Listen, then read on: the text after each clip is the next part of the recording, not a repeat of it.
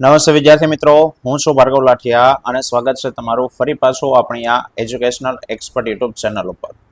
મિત્રો, કાલથી તમારી પ્રથમ સમય પરીક્ષા શરૂ થાય છે, બરાબર? અને લગભગ અમુક સ્કૂલોમાં, બધાને અલગ અલગ હશે, પણ અમુક સ્કૂલોમાં કાલે વિજ્ઞાનનું પેપર છે ધોરણ 10 ની અંદર. તો મિત્રો, એના જે હેતુલક્ષી આઈએમપી પ્રશ્નો છે, બરાબર?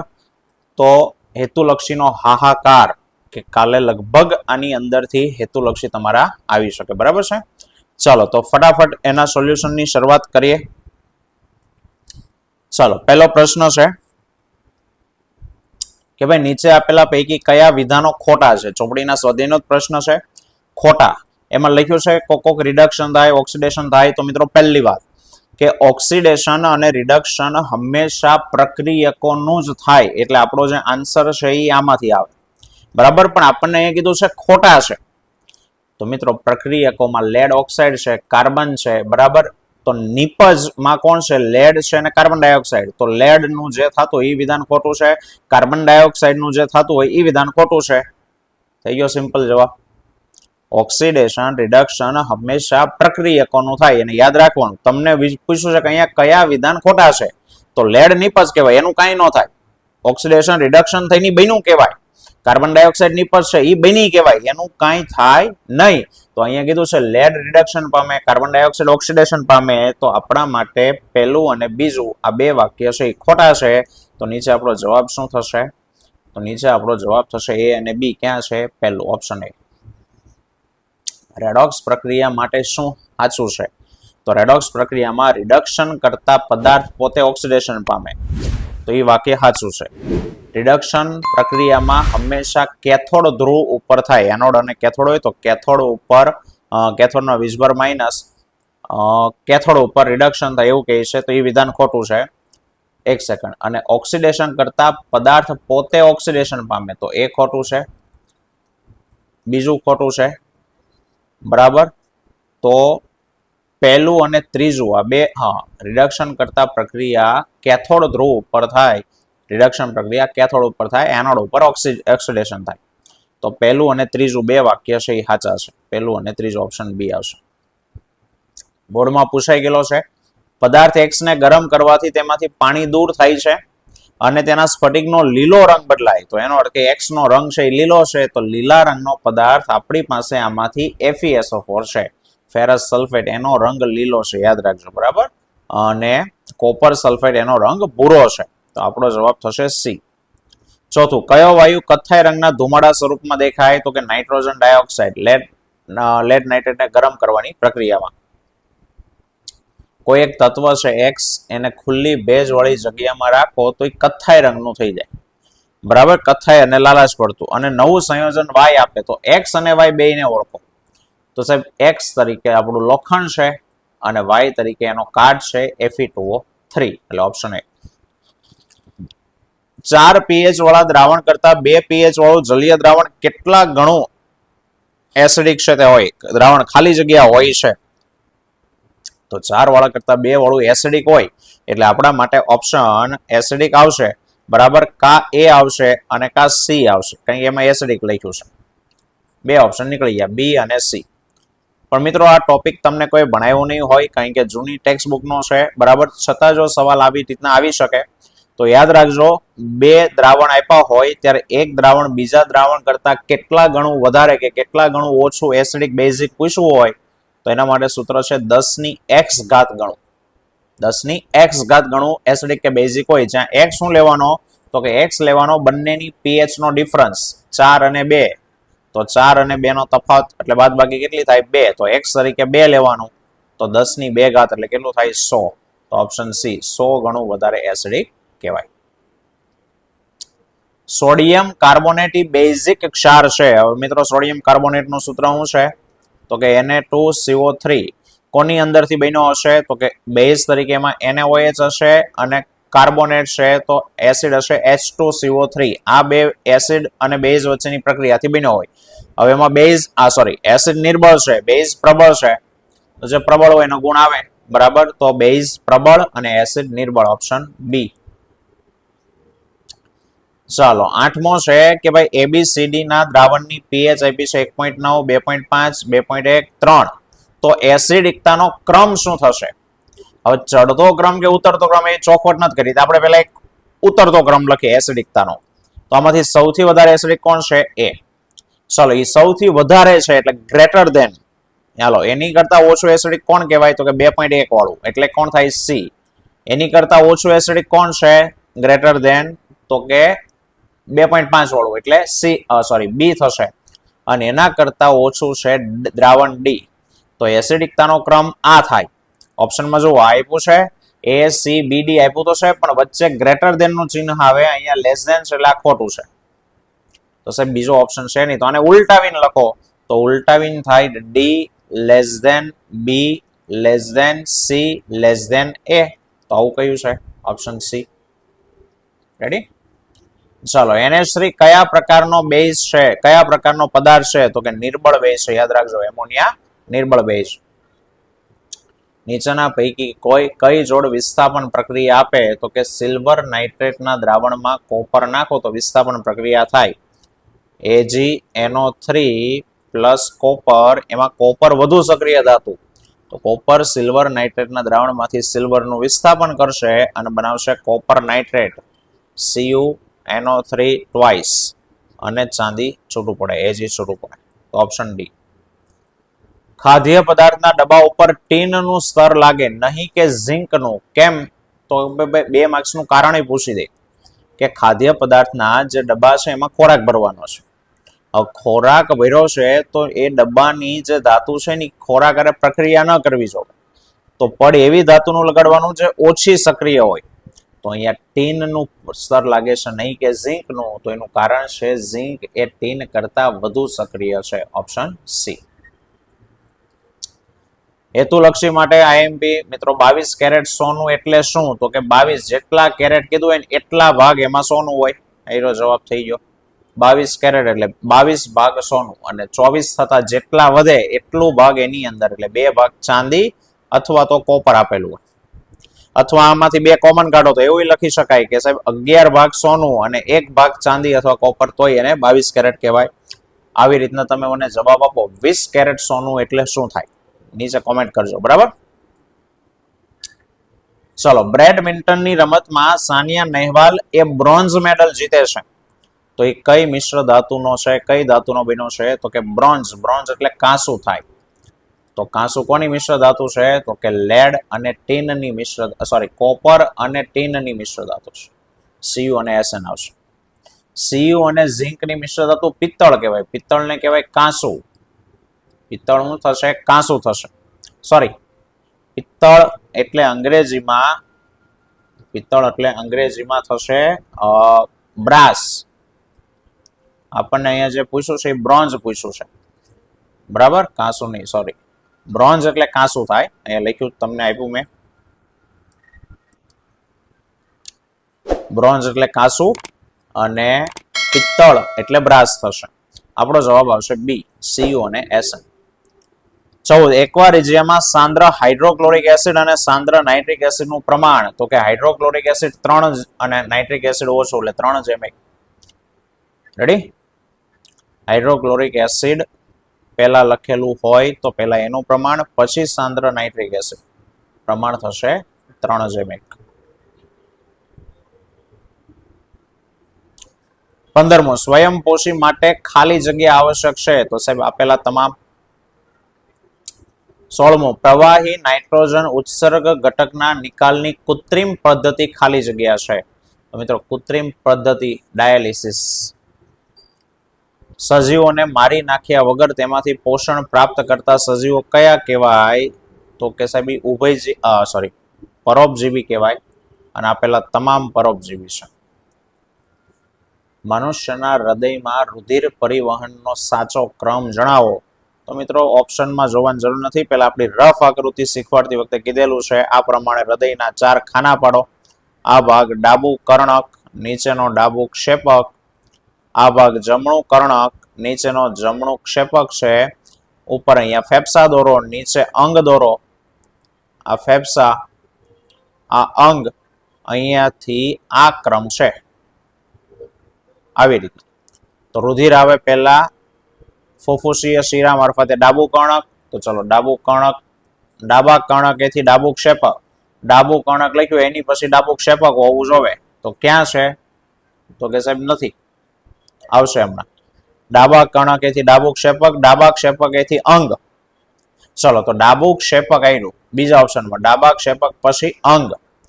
અંગમાંથી આવવું જોઈએ જમણા કર્ણકમાં, તો જમણા કર્ણકેથી શરૂ કર્યું, જમણા કર્ણકથી જમણું ક્ષેપક, ત્યાંથી શુદ્ધ થવા ફેફસામાં, પછી ડાબુ ક્ષેપક અને અંગો, ઓપ્શન બી. નીચેની આકૃતિમાં છોડને એક બાજુથી પ્રકાશ મળે તો અહીં છોડ કઈ લાક્ષણિકતા દર્શાવે? તો કે એક તો અહીંયા છોડની વૃદ્ધિ પણ થાય છે અને છોડ પ્રકાશની સામે પ્રતિચાર આપે છે, એટલે ઓપ્શન સી, વૃદ્ધિ અને પ્રતિચાર. વનસ્પતિના મૂળ ખાલી જગ્યા દર્શાવે છે, તો મૂળમાં જલાનું વર્તન ધન થાય, તો જલાનું વર્તન ધન અને પ્રકાશ અનુવર્તન ઋણ થાય, ઓપ્શન સી. કયો અંતઃસ્રાવ એ નર જાતીય અંતઃસ્રાવ છે? તો નર જાતીય અંતઃસ્રાવ, લાંબુ નામ યાદ રાખવાનું, ટેસ્ટોસ્ટેરોન. છાપાના નાના અક્ષરો વાંચવા માટે કયો લેન્સ વપરાય? તો કે નાના અક્ષરો મોટા જોવાના, તો એક તો બહિર્ગોળ, એટલે બે ઓપ્શન આપણા નીકળી જાય. પછી બહિર્ગોળમાં કયો? 50 સેન્ટીમીટર કેન્દ્ર લંબાઈનો કે 5 સેન્ટીમીટર? 50 સેન્ટીમીટર કેન્દ્ર લંબાઈનો અર્થ થાય કે લેન્સ પતલો છે, એટલે એની કેન્દ્ર લંબાઈ દૂર છે, વધુ છે. અને 5 સેન્ટીમીટરનો એનો અર્થ કે લેન્સ જાડો છે, તો જાડો લેન્સ વપરાય, તો અક્ષરો વધારે મોટા દેખાય, એટલે ઓપ્શન સી. સમતલ અરીસાની સામે વસ્તુને 40 સેન્ટીમીટર અંતરે મૂકતા વસ્તુ અને પ્રતિબિંબ વચ્ચેનું અંતર, તો અરીસાથી 40 મૂક્યું છે, તો પ્રતિબિંબ અરીસાથી 40 હોય, તો વસ્તુ અને પ્રતિબિંબ અંતરનું અંતર 80 સેન્ટીમીટર. 24. બહિર્ગોળ લેન્સ વડે વસ્તુનું વાસ્તવિક પ્રતિબિંબ મેળવવું હોય તો યુ, વી અને એફ ની સંજ્ઞાઓ જણાવો. તો યાદ રાખો, યુ હંમેશા માઇનસ જ હોય, આ ખબર જ છે, એટલે આપણા બે ઓપ્શન તરત નીકળી ગયા. યુ હંમેશા માઇનસ, બે માં આપ્યું છે, બી માં અને સી માં. ચલો આ બે માંથી એક જવાબ આવશે, આગળ વાંચો. વાસ્તવિક પ્રતિબિંબ કીધું, લેન્સની અંદર વાસ્તવિક પ્રતિબિંબ લેન્સની પાછળ મળે, એટલે કે જમણી બાજુ, તો જમણી બાજુ આવે એટલે વી પ્લસ આવે, આવી ગયો ઓપ્શન બી. આમાં માઇનસ છે, થઈ ગયું બરાબર. 25. પ્રકાશના પરાવર્તનની ઘટનામાં આપાત કોણ 40 છે? ચલો સમતલ અરીસો 40 અંશના ખૂણે આ લંબ દોરી દઈએ, આ ખૂણો 40 છે, તો પરાવર્તિત કિરણ એટલે અહીંયાથી અથડાઈને પાછું પડશે, એનો ખૂણો 40 થશે. અને અરીસા વચ્ચેનો ખૂણો કીધો, એટલે આ ખૂણો આપણને પૂછ્યો છે. ટોટલ 90 માંથી આ 40, તો આ થાય 50, ઓપ્શન સી. બહિર્ગોળ લેન્સ દ્વારા કેવું પ્રતિબિંબ ન મળે? બહિર્ગોળ લેન્સમાં આભાસી અને મોટું મળે, આભાસી અને નાનું ન મળે, એટલે ઓપ્શન એ. નીચેનામાંથી કઈ ઘટના પ્રકાશના પ્રકિરણને સમજાવી શકતી નથી? ભયદર્શક સિગ્નલનો લાલ રંગ, પ્રકિરણને કારણે સ્વચ્છ આકાશ, ભૂરા રંગનું વાદળાનો સફેદ રંગ, વહેલો સૂર્યોદય. ત્યાં વાતાવરણીય વક્રીભવન જવાબદાર છે, ત્યાં પ્રકિરણ જવાબદાર નથી. મેઘધનુષ બનવા માટે કઈ ઘટનાઓનો સમાવેશ થાય? તો કે સાહેબ આપેલા તમામ, વક્રીભવન, વિભાજન, આંતરિક પરાવર્તન. પણ યાદ રાખજો, જો લખેલું હોય કે ભાઈ પૂર્ણ આંતરિક પરાવર્તન, તો એ નહીં આવે. પૂર્ણ આંતરિક પરાવર્તન નથી થતું, ખાલી પરાવર્તન થાય. ચંદ્ર પર મેઘધનુષ, તો કે સાહેબ શક્ય નથી, કારણ કે ચંદ્ર ઉપર પાણી નથી, મેઘધનુષ રચવા માટે પાણીના ટીપા જોવે, જે ત્યાં શક્ય નથી. 30. પ્રિઝમ માંથી મળતા વર્ણપટમાં કયા રંગનું વિચલન સૌથી વધારે થાય? આને લગતા બીજા સવાલો સાંભળજો. વિચલન એટલે વાંકું વળવું. પ્રિઝમમાં તમે પ્રકાશ મોકલો એક બાજુથી, બીજી બાજુથી 7 રંગો આવ્યા, તો સૌથી વધારે વાંકો કોણ વળે? તો કે જાંબલી, જાની વાલી પિનારા, તો જાંબલી બરાબર. સૌથી ઓછું વિચલન આપણને સૌથી ઓછું વિચલન પૂછ્યું છે, તો રાતો રંગ આવશે. વધુ વિચલન હોય તો જાંબલી, ઓછો છે એટલે આપણે માટે અહીંયા આવશે રાતો. અને સેમ આના જેવો સવાલ કે કયા રંગનું પ્રકિરણ સૌથી વધારે થાય? પ્રકિરણમાં વાદળી આવે ને જાંબલી ના આવે, બરાબર. તો અત્યારે સવાલના જવાબમાં લાલ. મેઘધનુષની રચનામાં કઈ ઘટના ભાગ ભજવતી નથી? તો શોષણ ન થાય. પર્યાવરણનું કાર્યાત્મક એકમ કોણ છે? તો કે ભાઈ નિવસન તંત્ર. વનસ્પતિના પર્ણો દ્વારા પ્રાપ્ત થતી ઉર્જાનો કેટલા ટકા ભાગ ખાદ્ય ઉર્જામાં રૂપાંતર થાય? તો કે 1% જ ઉપયોગ કરે વનસ્પતિ. કોઈ એક આહાર શૃંખલાના ચોથા સ્તરે 5 કિલોજૂલ ઉર્જા મળતી હોય તો સાહેબ ઉત્પાદકે ઉર્જા કેટલી, આવું પૂછ્યું. આપણને કોન્સેપ્ટ ખબર છે કે ભાઈ એક સ્તરેથી આગળના સ્તરે જાય તો 10% ઉર્જા શું થાય? ખાલી આગળ જાય, બાકીની વ્યય પામે અથવા આગળ જતી નથી, ખાલી 10% આગળ જાય. તો ચોથા પોષક સ્તરે 5 કિલોજૂલ છે તો એની આગળના સ્તરે કેટલી હોવી જોઈએ? તો કે સાહેબ 50 કિલોજૂલ. બરાબર ને, કારણ કે 50 ના 10% એટલે 5 થાય. એની આગળના સ્તરે કેટલી હોવી જોઈએ? તો કે 500 કિલોજૂલ. અને આપણને ચોથા સ્તરની આ 5 કિલોજૂલ ચોથાની કીધી છે, તો હજુ આનાથી એક સ્ટેપ આગળ તો 5000 એટલે 5000 કિલોજૂલ. Option D. ઉત્પાદકો સૂર્યમાંથી કેટલી ઉર્જાનું શોષણ કરે? તો કે 1%. ચલો ખાલી જગ્યા પૂરો. પીબી પ્લસ ખાલી જગ્યા PbCl2 પ્લસ Cu, તો અહીંયા આવશે CuCl2. વિસ્થાપન પ્રક્રિયા. શ્વેત અને શ્યામ ફોટોગ્રાફીમાં બે લખી શકાય, કા સિલ્વર ક્લોરાઇડ અથવા સિલ્વર બ્રોમાઇડ. બે માંથી જે લખો બંને સાચું પડશે. બરાબર. રાસાયણિક સમીકરણને સંતુલિત કરવાની પદ્ધતિને કહેવામાં આવે છે હીટ એન્ડ ટ્રાયલ પદ્ધતિ. હીટ એન્ડ ટ્રાયલ પદ્ધતિ. આ પ્રક્રિયામાં ખાલી જગ્યા પદાર્થનું ઓક્સિડેશન થાય, જે ઓક્સિજન મેળવે એનું ઓક્સિડેશન થયું કહેવાય. અથવા જે તો અહીંયા HCl, ભાઈ HCl માં હાઇડ્રોજનની સાથે ક્લોરીન છે, નિપજમાં હાઇડ્રોજનની સાથે ઓક્સિજન, એટલે HCl નું ઓક્સિડેશન હંમેશા પ્રક્રિયકનું થાય એવું કીધું આગળ. આરસ પહાણનું સૂત્ર તો કે કેલ્શિયમ કાર્બોનેટ એટલે CaCO3. જીપ્સમમાં સ્ફટિકમાં તેનો ક્ષાર પાણીના 2 અણુઓ જળાવે. CaSO4 × 2H2O, તેમાં પાણીના કેટલા અણુઓ છે? 2. ઝિંક ધાતુની સોડિયમ હાઇડ્રોક્સાઇડ સાથેની પ્રક્રિયાથી શું બને? Sodium zincate Na2ZnO2. નામ લખો કે સૂત્ર લખો. સૌથી વધુ તાણી શકાય એવી ધાતુ તો કે સોનું. 1 ગ્રામ સોનામાંથી 2 કિલોમીટર લાંબો તાર બનાવી શકાય. વિદ્યુત વિભાજનીય શુદ્ધિકરણમાં અદ્રાવ્ય અશુદ્ધિઓ એનોડના નીચે જમા થાય, જેને શું કહેવાય? તો કે એનોડ પંક અથવા એનોડિક પંક કહેવાય. મિશ્ર ધાતુની વાહકતા અને ગલન બિંદુ શુદ્ધ ધાતુની સરખામણીમાં ઓછા હોય અથવા નીચા હોય. ધાતુમાં રહેલી મોટી માત્રાની અશુદ્ધિઓને શું કહેવાય? તો કે ગેંગ કહેવાય. મૂત્રપિંડ નલિકાનો અંતિમ છેડો ક્યાં ખુલ્લે? તો કે સાહેબ યાદ રાખી લેજો, સંગ્રહણ નલિકા. સંગ્રહણ નલિકા. મૂત્રપિંડ નલિકાની આકૃતિમાં અંતમાં ગૂંચળા પછી આ યુ આકારના ગૂંચળા પછી ઊભી નળી આવે ને, એ ઊભી નળી અને સંગ્રહણ નલિકા કહેવાય. તો અહીંયા પેલું પૂરું થઈ ગયું, એ સંગ્રહણ નલિકામાં ખુલ્લું કહેવાય. યકૃતમાંથી ઉત્પન્ન થતા અને પિત્તાશયમાં સંગ્રહ પામતા પિત્ત ક્ષારો ચરબીના મોટા ગોળકોને નાના ગોળકોમાં રૂપાંતર કરે, એ ક્રિયાને તો કે તૈલોદીકરણ. પ્રક્રિયાનું નામ છે તૈલોદીકરણ. ગ્લુકોઝ, એમિનો એસિડ અને વનસ્પતિ અંતઃસ્રાવો વનસ્પતિની ખાલી જગ્યા પેશી દ્વારા વહન પામે, તો કે અન્નવાહક. અન્નવાહક પેશી. ઘાસ ખાનારા શાકાહારી પ્રાણીઓને સેલ્યુલોઝનું પાચન કરવાનું હોવાથી નાનું આંતરડું વધારે લાંબુ છે તે જોઈએ. કોષ રસમાં થતા શ્વસનની ક્રિયામાં પ્રથમ તબક્કામાં ગ્લુકોઝનું પાયરુવેટમાં રૂપાંતર થાય.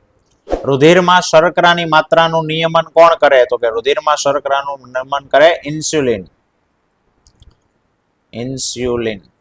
આપણા આહારમાં આયોડિનની ઉણપથી ગોઈટર. મગજનો ખાલી જગ્યા ભાગ શીખવા માટે અગ્ર મગજ. ખાલી જગ્યા ગ્રંથિને અધિવૃક્કીય ગ્રંથિ પણ કહેવાય, યાદ રાખજો. એડ્રિનલ ગ્રંથિ. એડ્રિનલ ગ્રંથિને અધિવૃક્ક ગ્રંથિ કહેવાય. ખાલી જગ્યા ગ્રંથિ અગ્ર પિટ્યુટરી ગ્રંથિને અંતઃસ્રાવ ઉત્પન્ન કરવા ઉત્તેજિત કરે, તો કે હાઇપોથેલેમસ. હાઇપોથેલેમસ એ આપણા ચોપડી પ્રમાણે એનો સ્રાવ પિટ્યુટરીને ઉત્પન્ન કરવા ઉત્તેજિત કરે. ભૂખ તરસ જેવી ક્રિયાનું નિયમન તો કે અગ્ર મગજ એના બૃહદ મસ્તિષ્ક દ્વારા, અથવા અગ્ર મગજ લખો તો ચાલે. વનસ્પતિમાં વૃદ્ધિ અવરોધક અંતઃસ્રાવ તો કે બે છે. એક છે એબ્સિસિક એસિડ અને બીજો છે ઇથિલિન. આ બે વૃદ્ધિ અવરોધક. મોટવણીનું મૂલ્ય +3 તો અરીસો કયો એવું કીધું છે. એક તો પ્લસ એટલે પ્રતિબિંબ કહેવાય આભાસી ને ચતુર, અને 3 એટલે 3 ગણું. તો આભાસી ચતુર વસ્તુ કરતા મોટું પ્રતિબિંબ કયો અરીસો આપે? સાહેબ અંતર્ગોળ અરીસો આપે. હીરાનો નિરપેક્ષ વક્રી વળાંક 2.42 છે. ખાલી જગ્યા કેન્દ્ર લંબાઈ ધરાવતા બહિર્ગોળ લેન્સનો પાવર વધુ હોય તો પાવરનું સૂત્ર P = 1/f. કેન્દ્ર લંબાઈ ઓછી તો પાવર વધુ એટલે 10 સેન્ટીમીટર. ગોળીય અરીસાની પરાવર્તક સપાટીનું કેન્દ્ર એને અરીસાનું શું કહેવાય? તો કે પરાવર્તક સપાટીના કેન્દ્રને ધ્રુવ કહેવાય. આ યાદ રાખજો. વક્રી ભવનાંકનો એકમ ખાલી જગ્યા છે તો વક્રી ભવનાંક એકમ રહિત છે. વક્રી ભવનાંકને કોઈ એકમ નથી. અભિસારી લેન્સ એટલે બહિર્ગોળ લેન્સ, એના ઉપયોગથી ખાલી જગ્યાની ખામીનું નિવારણ થાય તો ગુરુ દ્રષ્ટિ, હાઇપરમેટ્રોપિયા. જો પ્રકીર્ણન કરતા કણોનું કદ મોટું હોય તો પ્રકીર્ણન પામતો રંગ કેવો હોય? તો કે રાતો. સૂક્ષ્મ તો ભૂરો, મોટા તો રાતો, ખૂબ મોટા તો સફેદ. નજીકની વસ્તુને સ્પષ્ટ જોવા માટે નેત્રમણીની કેન્દ્ર લંબાઈ ખાલી જગ્યા નજીકની વસ્તુને સ્પષ્ટ જોવી હોય તો નેત્રમણીની કેન્દ્ર લંબાઈ 25 સેન્ટીમીટર હોવી જોઈએ કે એનાથી ઓછી હોવી જોઈએ. 67 ખાલી જગ્યાને કારણે સ્વચ્છ આકાશ ભૂરા રંગનું દેખાય તો પ્રકાશના પ્રકીર્ણનને કારણે. પ્રકીર્ણન. લાલ રંગના પ્રકાશની તરંગ લંબાઈ ભૂરા રંગની તરંગ લંબાઈ કરતા 1.8 ગણી વધારે છે. આંખના ડોળાનો વ્યાસ તો કે 2.3 સેન્ટીમીટર અથવા 0.023 મીટરમાં પણ પૂછે ક્યારેક. નિવસન તંત્રનો ઉર્જાનો મુખ્ય સ્ત્રોત તો કે સૂર્ય. તાપમાન, હવા, વરસાદ એ અજૈવિક ઘટકો.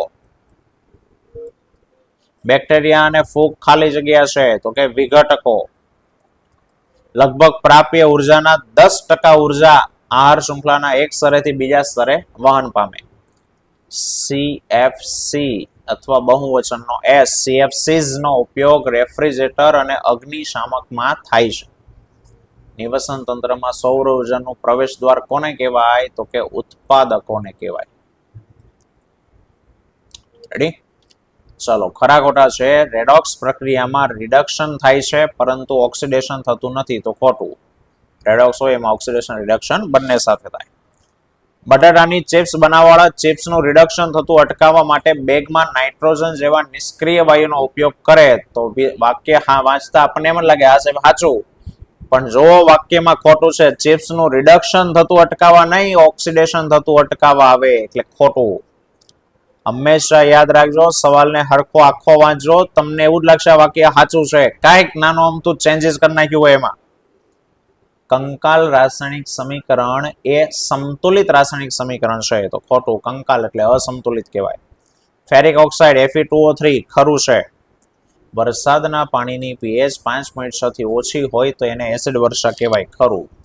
લિટમસ દ્રાવણ જાંબુડિયા રંગનું હોય છે. ખરું. કોપર ઓક્સાઇડમાં હાઇડ્રોક્લોરિક એસિડ ઉમેરતા દ્રાવણ વાદળી લીલું બને. ખરું. કોપર ક્લોરાઇડ બને જેનો રંગ લીલાશ પડતો વાદળી. ખોરાકને ઝડપી રાંધવા બેકિંગ પાવડર વપરાય. ખોટું. ઝડપી રાંધવા માટે બેકિંગ સોડા વપરાય. સોલ્ડર એ સીસુ અને ટીનની મિશ્ર ધાતુ છે. સીસુ એટલે લેડ, ટીન એટલે કલાય, સ્ટેનસ તો ખરું છે. ગેલિયમ અને સિઝિયમના ગલનબિંદુ ઊંચા હોય. ખોટું. નીચા હોય. લોખંડ ક્યારેય શુદ્ધ અવસ્થામાં વપરાતી નથી. ખરું. કારણ કે નરમ છે એટલે અલ્પ માત્રામાં કાર્બન મેળવવામાં આવે. આલ્કલી ધાતુ. હવે તમને પ્રશ્ન છે આલ્કલી ધાતુ એટલે શું? તો કે સોડિયમ, પોટેશિયમ, લિથિયમ અને આલ્કલી ધાતુ કહેવાય. એને છરી વડે કાપી શકાતી નથી તો ખોટું છે. વિદ્યુત સંયોજક સંયોજનો કેરોસીન અને પેટ્રોલમાં દ્રાવ્ય હોય તો એ ખોટું છે, પાણીમાં દ્રાવ્ય થાય. ચાંદી અને કોપર ઉષ્માના ઉત્તમ વાહક છે, ખરું. વિદ્યુતના વાહક છે, ઉષ્માના છે. મનુષ્યના શરીરમાં કાર્બોદિત ગ્લાયકોજન સ્વરૂપમાં સંચિત એટલે કે સંગ્રહ પામે, ખરું. આંતરરસમાં ઉત્સેચકો પ્રોટીનનું ગ્લિસરોલમાં રૂપાંતર કરે. પ્રોટીન ગ્લિસરોલ ન બનાવે, પ્રોટીનનું ગ્લિસરોલ ન બને. ફેટી એસિડ ચરબી હોય એનું ગ્લિસરોલ અને ફેટી એસિડ બને. ઉરોદર પટલ નીચેની તરફ ખસે તો વાતાવરણની ઓક્સિજન યુક્ત હવા ફેફસામાં દાખલ થાય, ખરું. યકૃત એસિડિક પિત્તનો સ્રાવ કરે. હવે યકૃત પિત્તનો સ્રાવ કરે એ આપણને ખબર હોય, પણ પિત્ત બેઝિક છે, એસિડિક નથી, એટલે ખોટું. અમરવેલ યજમાન માટે નુકસાનકારક વનસ્પતિ છે, યાદ રાખજો, ખરું. અમરવેલ નહીં, કોઈ પણ પરોપજીવી સજીવ યજમાન માટે નુકસાનકારક છે. ઘણી અનિશ્ચિત ક્રિયાઓ મધ્ય મગજ અને પશ્વ મગજ વડે નિયંત્રિત હોય છે, ખરું. પિટ્યુટરી ગ્રંથિ અને હાઇપોથેલેમસ એ અગ્ર મગજનો ભાગ છે, ખરું. ચેતાકોષમાં વિશિષ્ટ પ્રોટીન આવ્યું છે જેના દ્વારા એ પોતાનો આકાર બદલે. જો વાક્ય સાચા જેવું જ લાગે પણ ખોટું છે. ચેતાકોષમાં નો પ્રોટીન હોય, સ્નાયુ પેશીના કોષોમાં પ્રોટીન હોય, એટલે ખોટું. મગજનો સૌથી જટિલ ભાગ અગ્ર મગજ છે, તેમાં વિચાર, વાણી અને યાદ શક્તિના કેન્દ્રો આવેલા છે, ખરું. સ્પર્શની સંવેદનાનો પ્રતિચાર મનુષ્ય સહિતના પ્રાણીઓ અને વનસ્પતિઓમાં એક સરખી પદ્ધતિથી થાય તો ખોટું. કોઈ પણ માધ્યમનો નિરપેક્ષ વક્રીવળાંક 1 થી ઓછો હોય તો એ પણ ખોટું, 1 થી વધુ હોય હંમેશા. દરિયાની અંદર ખૂબ ઊંડાઈએ પાણી ભૂરા રંગનું દેખાય કારણ કે પ્રકાશનું પ્રકીર્ણન થાય છે, ખરું. જે માધ્યમની દળ ઘનતા વધુ હોય તે હંમેશા પ્રકાશીય ઘટ હોય, ખોટું. જરૂરી નથી. સમજીએ, દળ ઘનતા એટલે જે પદાર્થ ભારે છે એની ઘનતા વધુ કહેવાય, હલકો છે એની ઘનતા ઓછી કહેવાય. તો પાણી અને કેરોસીન, બોલો, બે ને ભેગા કરો તો તરે કોણ? કેરોસીન. તો કેરોસીન તરે, બરાબર, અને પાણી ડૂબે તો પાણી માટે દળ ઘનતા કેવી છે? તો કે વધુ છે. પણ પ્રકાશીય ઘનતા એટલે કે માધ્યમ ઘટશે કે પાતળું એ વક્રીભવનાંક પરથી નક્કી થાય. તો પાણીનો વક્રીભવનાંક 1.33, કેરોસીન માટે 1.44. તો ઘટ કોણ છે? કેરોસીન. કેરોસીન પ્રકાશીય ઘટ, પણ પાણીની દળ ઘનતા વધુ. તો જેની દળ ઘનતા વધુ હોય એ પ્રકાશીય ઘટ જ હોય એવું જરૂરી નથી. તો વિધાન કરવું આવે કે છે એટલે ખોટું. સમતલ અરીસાની કેન્દ્ર લંબાઈ અનંત હોય છે, ખરું. કેન્દ્ર લંબાઈ એટલે અરીસાનો ધ્રુવ અને મુખ્ય કેન્દ્ર સુધીનું અંતર. હવે અરીસો સમતલ તો કિરણોત્સર્ગ અનંત અંતરે જાય, ત્યાં ભેગા થાય નો થાય, પણ અનંત અંતરે ભેગા થાય તો કેન્દ્ર લંબાઈ અનંત કહેવાય. પરાવર્તનના નિયમો બધા જ અરીસા માટે લાગુ પડે, ખરું. લંબ રૂપે આપાત થતા પ્રકાશનું વક્રીભવન થતું નથી તો એ પણ વાત ખરું, સીધે સીધું પસાર થઈ જાય. લઘુ દ્રષ્ટિની ખામીવાળી વ્યક્તિની આંખમાં નેત્રપટલના પાછળના ભાગમાં વસ્તુનું પ્રતિબિંબ રચાય. લઘુ દ્રષ્ટિમાં નેત્રપટલની આગળ રચાય, ખોટું. ધુમ્મસ, ધૂળ, ધુમાડા દ્વારા રાતા રંગનું પ્રકાશનું ન્યૂનતમ પ્રકીર્ણન થાય. રાતા રંગના પ્રકાશનું પ્રકીર્ણન ઓછું થાય તો કે ખરું. દૂરની વસ્તુ જોવા માટે લેન્સની કેન્દ્ર લંબાઈ વધે, ખોટું. ખરું. દૂરનું જોવું હોય તો લેન્સ પાતળો જોવે, પાતળા લેન્સની કેન્દ્ર લંબાઈ વધુ હોય, ખરું. આહાર શૃંખલા હંમેશા સીધી રેખામાં જ હોય, ખોટું. એકબીજાને જોડેને આહાર શૃંખલા બનાવે, આહાર જાળ બનાવે. સ્વયંપોષીમાંથી ઉર્જા વિષમપોષી અને વિઘટકો સુધી જાય, ખરું.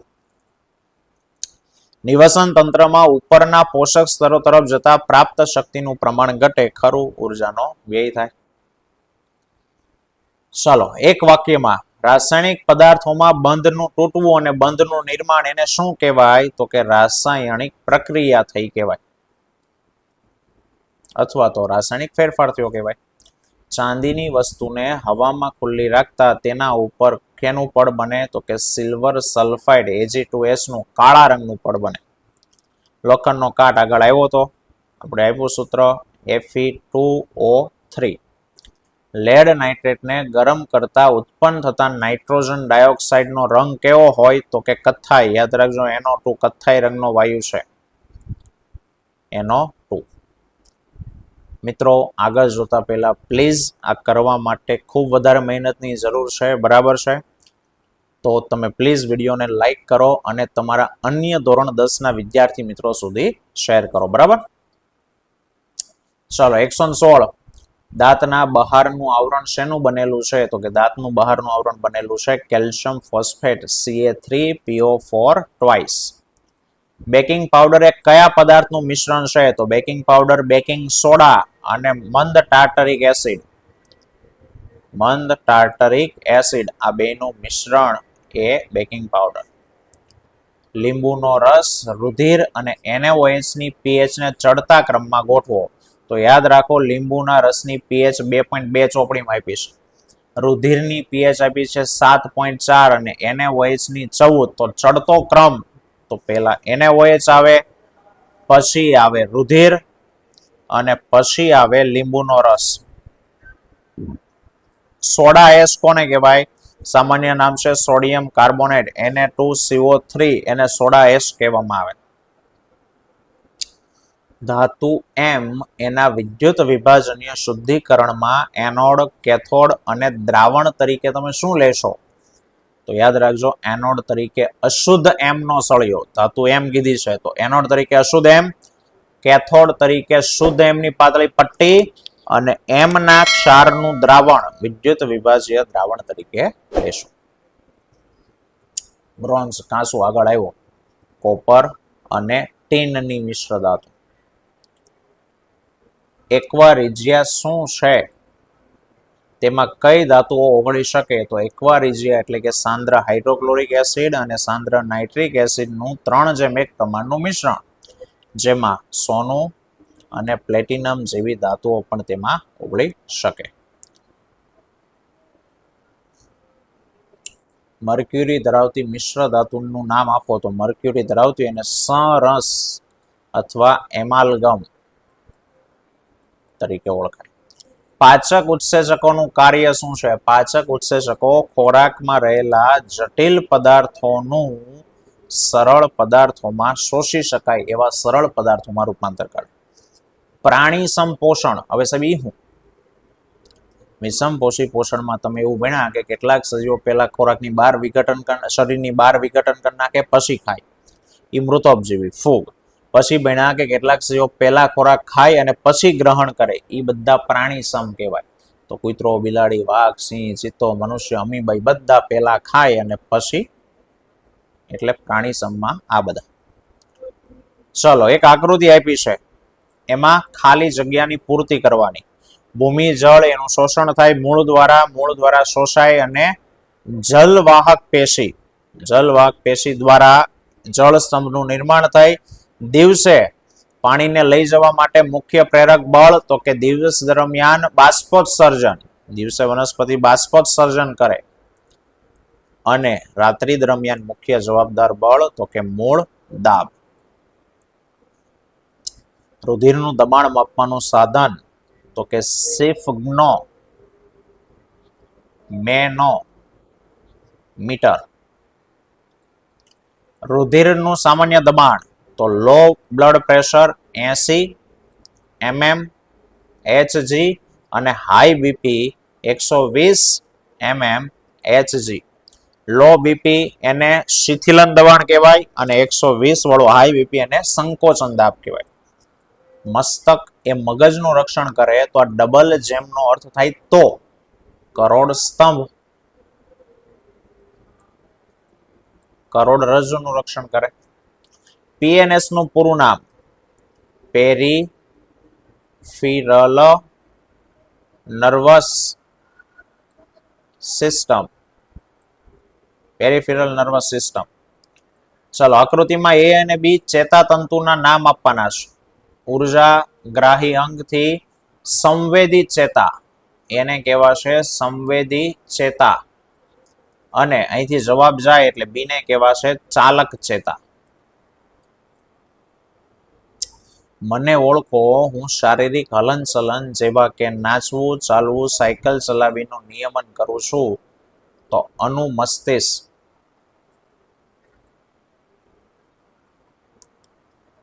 કોઈ એક્સ વ્યક્તિ છે, એનો પુત્ર વાય છે, એની 18 વર્ષની ઉંમરે પણ એ 2 ફૂટ ને 3 ઇંચનો જોવા મળે, તો પુત્રમાં કયા અંતઃસ્રાવની ઉણપ જોવા મળતી હોય? તો મિત્રો એ વામનતા છે. વામનતા કોના કારણે થાય? જીએચ, ગ્રોથ હોર્મોન ઓછો ઉત્પન્ન થાય એટલે. 18 વર્ષનો છે છતાં 2 ફૂટનો છે તો જીએચ ની ઉણપ છે. ભારતીય પંચાગ પ્રમાણે કોઈ દિવસનો વાસ્તવિક સૂર્યોદય 6:32 કલાકે છે, તો સૂર્ય ક્ષિતિજ ઉપર કેટલાય આવે? 2 મિનિટ વહેલો આવે, તો 6:30 આવશે. અંતર્ગોળ અરીસા વડે મળતા પ્રતિબિંબની મોટવણી -1 છે, તો વસ્તુનું સ્થાન જણાવો. ચલો, માઇનસ એટલે વાસ્તવિક ઉલટું, 1 એટલે વસ્તુના કદ જેવડું.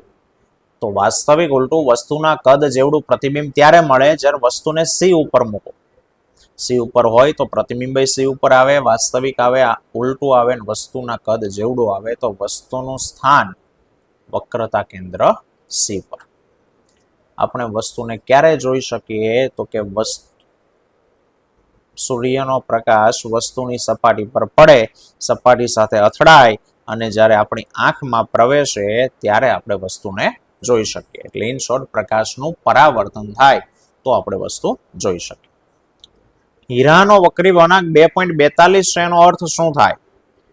તો શૂન્ય અવકાશમાં પ્રકાશનો વેગ અને હીરામાં પ્રકાશનો વેગ, આ બેનો ગુણોત્તર કરો એ 2.42 આવે. આ એનો અર્થ ગુજરાતીમાં લખવાનું. શૂન્ય અવકાશમાં પ્રકાશનો વેગ અને હીરામાં પ્રકાશના વેગનો ગુણોત્તર 2.42 છે. ચલો, અરીસાનું સૂત્ર કીધું છે, તો 1/v પ્લસ 1/u બરાબર 1/f. અરીસાનું સૂત્ર. પ્રકીર્ણન પામતા પ્રકાશનો રંગનો આધાર શેના ઉપર રહેલો હોય? તો એ આધાર રહેલો હોય પ્રકીર્ણન કરતા કણોના પરિમાણ ઉપર. પ્રકીર્ણન કરતા કણોનું પરિમાણ કેવડું એની ઉપર. મેઘધનુષમાં થતી ઘટનાઓ જણાવો. તો પહેલું થાય વક્રીભવન, બીજું સાથે સાથે થાય વિભાજન, વિભાજન થયા બાદ થાય આંતરિક પરાવર્તન, અને આંતરિક પરાવર્તન થયા બાદ ફરી પાછું ટીપામાંથી બહાર આવે ત્યારે ફરી પાછું વક્રીભવન. આટલી ઘટના થાય. મુખ્ય મેઘધનુષમાં સૌથી ઉપરનો રંગ કયો હોય? તો કે રાતો. નીચેથી શરૂ કરીને ઉપર તરફ જાનીવાલી પીનારા. પણ આપણે એક જ ભણ્યા મુખ્ય મેઘધનુષ, પણ જૂની ટેક્સમાં હતું કે ભાઈ ગૌણ મેઘધનુષ હોય. ઘણીવાર એકારે 2 મેઘધનુષ દેખાય, તો જે બીજું મેઘધનુષ છે ને એમાં ઉપરનો રંગ ઈ જાંબલી હોય. બરાબર, એટલે અહીંયા મુખ્ય મેઘધનુષમાં ઉપર રાતો રંગ. ડિસ્પોઝેબલ પ્લાસ્ટિકનો ઉપયોગ ટાળવો કે બંધ કરવો જોઈએ, એનું કારણ? તો કે તે જૈવ અવિઘટનીય પદાર્થ છે.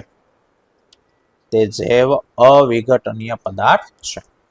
યુનેપ નું પૂરું નામ. હવે મિત્રો, જૂની ટેક્સ્ટબુક અને નવી ટેક્સ્ટબુકમાં સુધારો છે. નવીમાં લખ્યું છે યુનાઇટેડ નેશન એન્વાયરમેન્ટ